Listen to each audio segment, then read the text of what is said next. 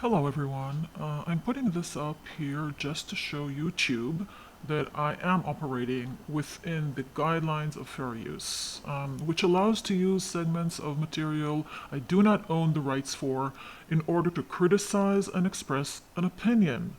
Just as any democratic, free speech supporting platform would do. I'm not going to make any money out of this, and everything I upload here will be for the sole purpose of reviewing, critique, and expressing opinions about what's going on and what went. So I decided to challenge myself, and I chose a random video, one of the latest bunch. It was uploaded, I think, last month, although it was filmed, I think, in summer. And the reason I'm doing this is to show patterns of behavior by the parents that repeat themselves throughout this channel. So these are only some of the patterns, but in every video almost you can find a few. So I'm going to focus on three main issues. One, making excuses for Abigail's behavior instead of teaching her how to behave. Something very common in this family. Number two, the way the parent chooses to instill fear into the kids instead of teaching them while giving them a sense of security and of trust towards life and towards the outside. So using fear as a method to educate. Also a very common and reoccurring theme throughout this channel. And three, this is the issue of control. Controlling movement, controlling conversation, usually by just ignoring Raphael or talking over the kids. And this is also done by putting out there false information, confusing information. For example, at some point, Hadar says, "Oh, it's totally dark. It's completely dark outside," when it's clearly not dark at all. At all. There is still sunlight. So let's start with number one, an example for number one. Here, she's just resting her arm there. She's not trying to be in front of him. The mere fact that Hadar had to make that statement is a huge red light to me. Why are you defending a behavior that would seem so unimportant unless there's something behind it? You know what I mean? So, because the way Hadar said it, I do believe, again, that she was trying to block Raphael, which, I mean, it happens a lot, but you can't blame a 6-year-old. You just can't. These behaviors have been strengthened by her parents, or else they wouldn't be there. So, yeah, again, Hadar blows the whistle without even intending to, and you know me, I'm not trying to be mean or anything. I just think he's a very bad actor, and I think he tries his best to play the role of a father, but he's just an infant in so many ways, and he plays it really bad. And instead of just maybe teaching her not to do that, for example, he just makes an excuse for her. And that excuse sounds just so lame and ridiculous, but the most important thing is that, in my opinion, this is a pattern that has been used with Abigail, and so it strengthens those behaviors instead of teaching her alternative ways to react to her brother. Gotta go back to our mommy. She misses us. Yes.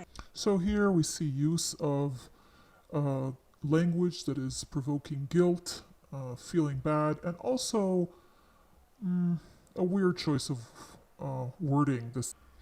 And then he also says to them that they need to get home because mommy's going to feel very lonely without us. And it turns out that they've been out for 2 hours and mommy gets really lonely. Why? I mean, as a kid, you'd feel guilty because mommy's feeling lonely because I've been gone for 2 hours. Most kids these ages are gone for 4 or 5 hours a day just for school. Not even talking about any after school activities. So why? I just, I'm just pointing it out. You decide what you think. I'm back. All right, let's not get lost now. Gonna make sure you guys are Sorry. safe. Is that So I deliberately removed the clip from this section and left the audio. And this is because I want you to focus on how far Abigail actually was from her dad and her brother when her father referred to getting lost and being unsafe. Don't get lost, I must make sure that you're safe. Seriously? So I talked about this sort of like methodical scaring of the kids that I've noticed in so many videos. And this is just one more little incident where walking just a few yards away becomes dangerous, a way to get lost, and unsafe. And to me, again, we're talking about a pattern of putting fear by telling these stories, these really scary stories about things that can happen, and putting fear up there as the number one motivation for behavior, or rather avoidance. Look at that. Look at the webs, Abigail. Look at the webs. Imagine being caught in that web. Again, let's look at the webs. Spider webs could be an opportunity to teach them about spiders and webs and how they build their webs, etc. No, it's about imagine being caught in that web. She's 6. Unbelievable. If you keep running, you're gonna be too. You're gonna get tired. You're gonna be too tired to play. So, at the beginning of this video, Hadar says, we're going to walk. We're going to take a walk here in this park, whatever.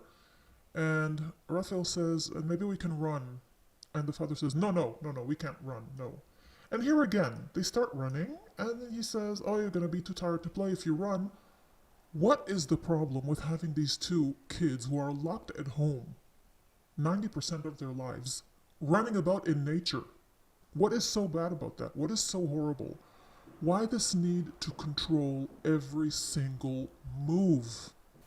I mean, if this wasn't mentioned in the beginning of the video, I'd probably think there's no agenda behind it. But since it was mentioned, and this is the second time that this is happening, why is it not okay for them to run, to stretch their muscles a bit?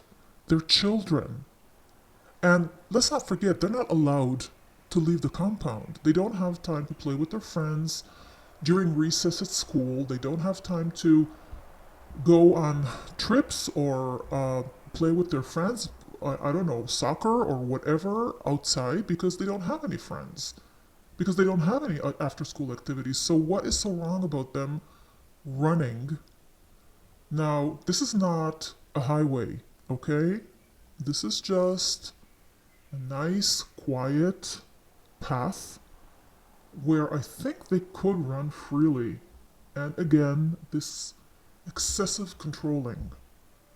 Again, this is me analyzing only by my point of view and perception.